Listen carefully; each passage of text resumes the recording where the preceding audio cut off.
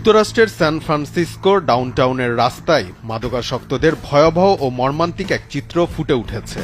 একটি ভিডিওতে দেখা যায় একসময়ের ঝকঝকে এই শহরের রাস্তায় সারি সারি মানুষ মাদকের প্রভাবে জম্বির মতো স্থির হয়ে পড়ে আছে। সামাজিক যোগাযোগ মাধ্যম এক্সে টেন্ডারলয়েন এলাকার 7th এবং মার্কেট স্ট্রিটে ধারণ করা হয় সেই ভিডিওটি, যেখানে দেখা যায় মাদকের প্রভাবে মানুষজন নোংরা অবস্থায় অদ্ভুত সব ভঙ্গিতে হিমশীতল হয়ে পড়ে আছে।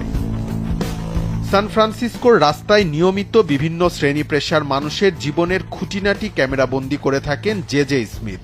তার এক্স অ্যাকাউন্টে পোস্ট করা একটি ভিডিওতেই উঠে আসে এমন চিত্র। 2392 জনের বেশি ব্যক্তিকে গ্রেপ্তার করেছে এবং 1259 পাউন্ডের বেশি মাদক জব্দ করেছে।